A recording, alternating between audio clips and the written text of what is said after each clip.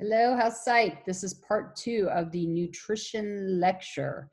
In case you all are wondering if I don't ever change my clothes and I never leave my kitchen, the answer is I do both. I do both of those things. I have just been going hard at this lecture thing today. Okay. So we left off here with asking you to watch the Jamie Oliver clip. Let's talk a little bit about dietary fat. So fat is an energy macronutrient. We absolutely need to consume certain fats for life that are vital. And so not all fats are bad. I don't want y'all leaving this lecture thinking that. If you look over here to the little clip on the upper right-hand corner, you'll see the good fats. Most of the good fats come from plant products. So things like nuts and oils, plant-based oils like olive oil and canola oil, and then avocados. And most of the fats that end up being unhealthy for us are in processed foods or coming from animal fat. Let's talk a little bit about cholesterol. All of us mammals make cholesterol, and cholesterol, being able to make cholesterol is absolutely necessary for life. Cholesterol is a salt, fat-like substance, and it is critical around cell walls to keep fluid, fat and fluids, they don't mix. So if there's a fat surrounding cell walls, it keeps fluid out that's supposed to be out, in that's supposed to be in. We need cholesterol to be able to make sex hormones. And so all mammals make cholesterol. We as mammals, we could get away and survive off of our own man-made, person-made cholesterol without consuming any from our diet. So where we get into trouble sometimes, for some individuals who are very sensitive about this, is over consuming too much cholesterol in animal products. Lipoproteins are the proteins that tow cholesterol in the blood, and the high density lipoprotein, or the so-called good cholesterol, it gets the bad stuff out of the body, tows it out of the body. The low density lipoproteins, the so-called bad cholesterol, are the ones that can build up in the bloodstream and promote cardiovascular disease. And remember, I remember that the HDL, the high, we want to be higher, the low density lipoprotein we want to be lower. Saturated fat is also consumed, particularly from animal products, and it raises serum cholesterol level. And saturated fat is solid at room temperature. And so one way of thinking about it, keep in mind, as mammals, we are warm-blooded. We are not room temperature inside our bodies, but you're going to watch a clip in Diet for a New America where they take a man's blood the night before surgery and then they set it out at room temperature, and the blood part coagulates, but then all of the cholesterol in there solidifies at room temperature. And I just want us to kind of think through that and imagine that the more we consume fat that wants to be solid at room temperature, it's going to struggle more. Even though we're warmer than room temperature, it's going to struggle more circulating through the body. If you look down here on the right bottom, you will see a variety of different vegetable oils. Those are liquid at room temperature. The one exception for that is coconut oil. But all of these oils that you're seeing down here, canola, olive, etc., are nice and liquid at room temperature. And just from a mechanical standpoint, it makes a little sense that would do better in our bloodstream. And then other polyunsaturated fats that are also very healthy for us would be fish. We get really good fats from fish products. And then the other things like flaxseed and flaxseed oil would be other ways that we can get some of those polyunsaturated fats. Okay, so there are good fats and not so healthy fats. The omega-3 fatty acids, I just talked about that, would be the fish, and they tend to have an effect on the body of reducing our blood level of triglycerides, and they tend to raise HDL. Trans fatty acids are these human manufactured synthetic fats that we have learned over time are really unhealthy for us. They were in certain products like things that made margarine and things like that. Many states have outlawed their commercial restaurant use of trans fats. North Carolina was one of those. We were nice and progressive in that regards. Protein.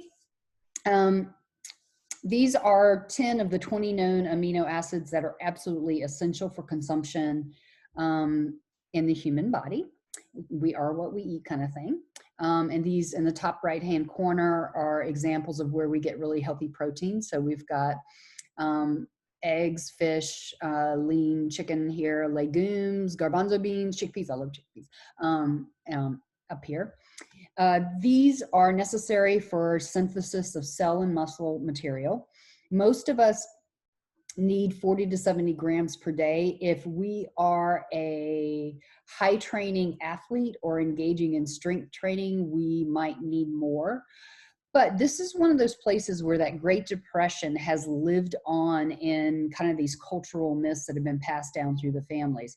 Back in the Depression, there was not enough meat to go around and not enough protein. So the government had this whole campaign encouraging people in the US to eat organ meats. So not relying on muscle meats, which we prefer. So again, like chicken breast would be a muscle meat that a lot of people enjoy.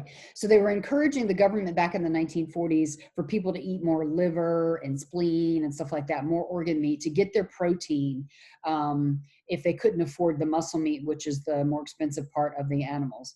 And then that residual kind of got passed down through families like, oh my gosh, we've got to be careful. We've got to get enough protein. But in the United States right now, a lot of people still hold that idea of like, oh, you got to be really careful. Got to get enough. Most Americans are getting 50% too much. Okay, so this is one of those places where it's resulted in a myth or the typical habits for people in the United States. They're just automatically getting too much. Okay.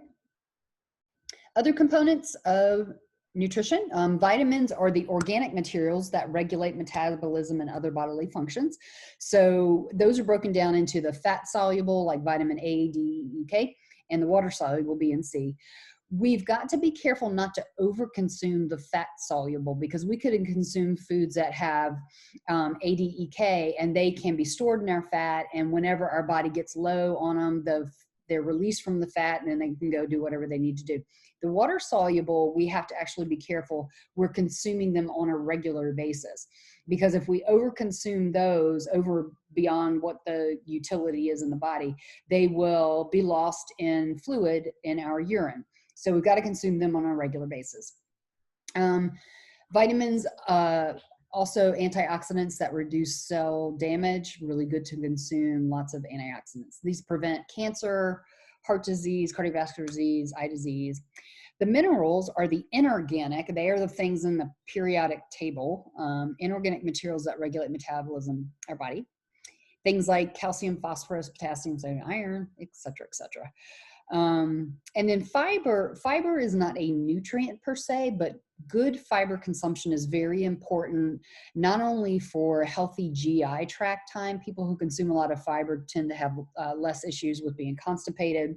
High fiber tends to correspond with really healthy nutrient foods. So again, whole grains, fruits and vegetables. Your animal products are very low in fiber. I feel like I had one more thing to say about fiber. Oh, so how it corresponds to other foods. Again, it's not really a nutrient per se, but it helps us in lots of other ways. Morbidity and mortality from nutrition. And again, you don't need to know raw numbers, but I want you to know how much different diseases are associated with our nutrition. So stroke and heart attacks are certainly going to be driven by unhealthful diets, particularly those full of animal products, high in bad fat, that kind of stuff. Cancer, the attributable risk of cancer to our diet is 35%. So I've known a lot of individuals when they get diagnosed with cancer do a dramatic change in their diet and the way that they eat food. And we know that certainly diet contributes to diabetes, particularly if they're extra calories and a lot of dietary fat. Same thing for obesity. I do want to spend a moment talking about dental disease because this is a really interesting kind of phenomenon that happens here in Appalachia. I know when my boys were growing up and they would go to Dr. Stacy Kahn, the local pediatric dentist. She was fantastic, but there was a special fund that people donated to and that she would use to make sure that she could offer dental care to kids who otherwise could not afford dental care, so that there was a mechanism for taking care of those children. Mountain Dew is a very bad combination, and a lot of people in Appalachia love their Mountain Dew. It's very high in calories, it's very high in caffeine, and you'll see in this picture here, it's very acidic, so it creates this dental erosion that oftentimes cannot be treated and needs to be either need to get pulled. If people can't afford replacements, then dentures are the cheaper option there.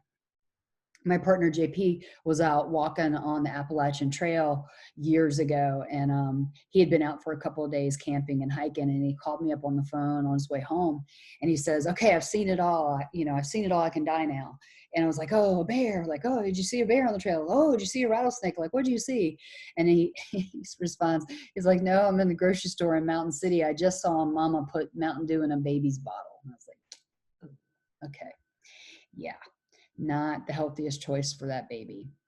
Osteoporosis, particularly women need to worry about this. Men do get osteoporosis, which is that bone thinning that tends to happen in later years in life. Women, even smaller boned women, have to be more careful. There's even a complexion thing. Lighter skin and lighter haired women are more at risk for osteoporosis.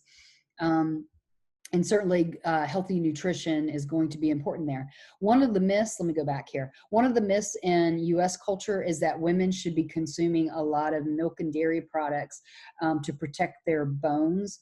The myth part of that is, and you're gonna see in this documentary, this Diet for a New America documentary, that the research actually shows high protein foods pull calcium out of the bones, and so too much high protein consumption is going to result in bone depletion.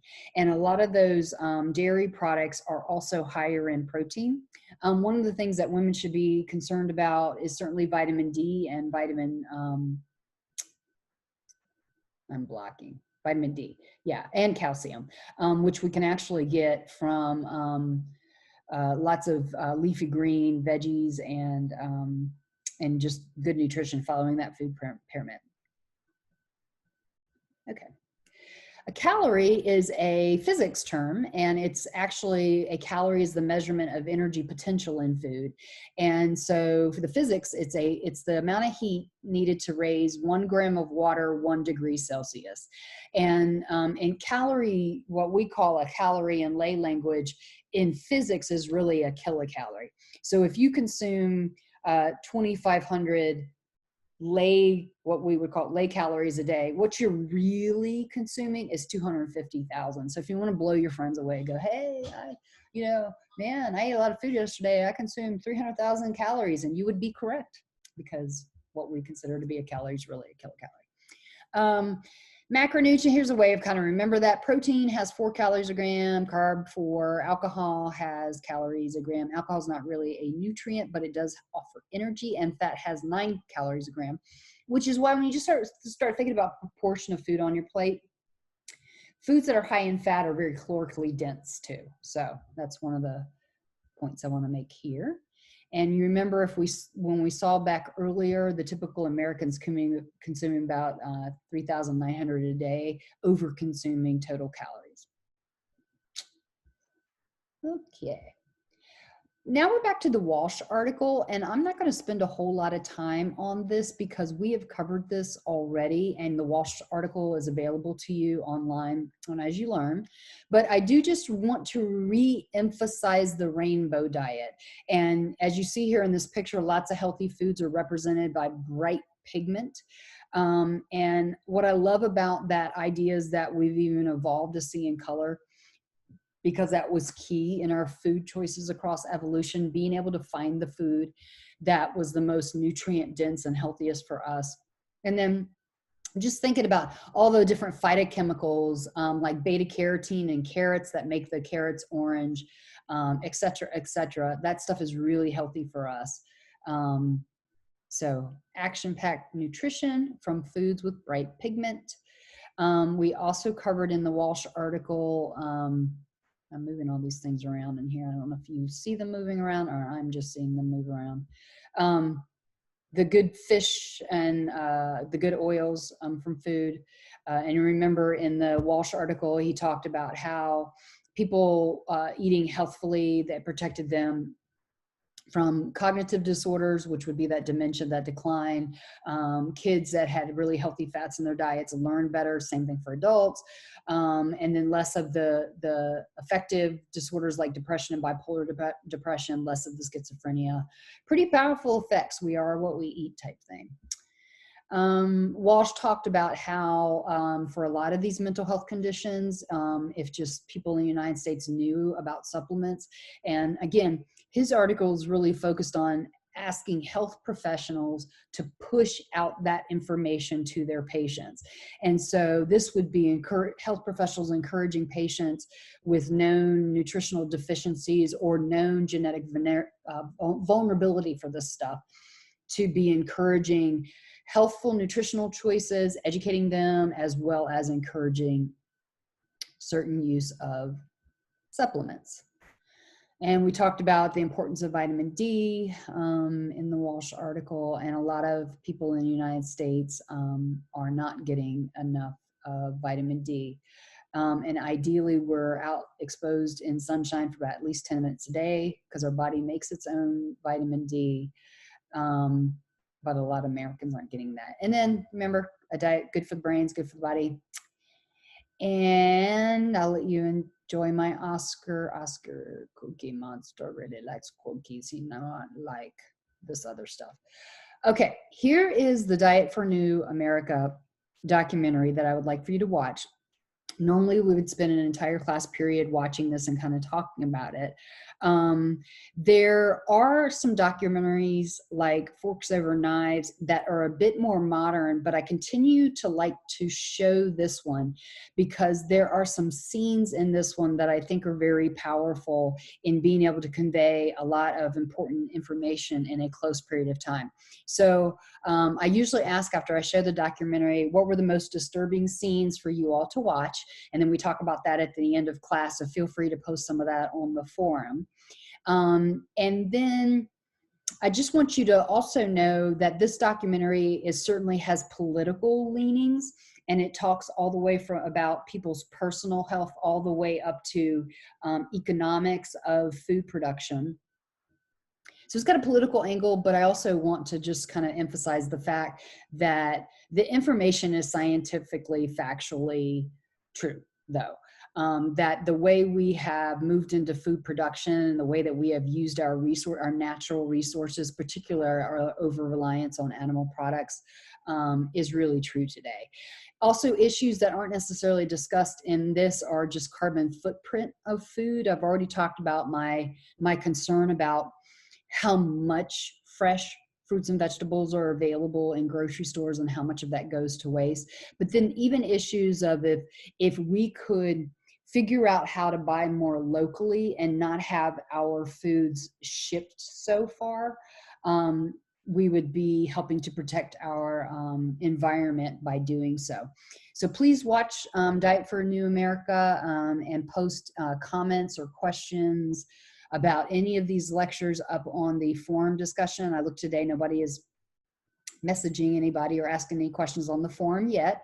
My bet is we are all adapting to this online format of these classes at this point.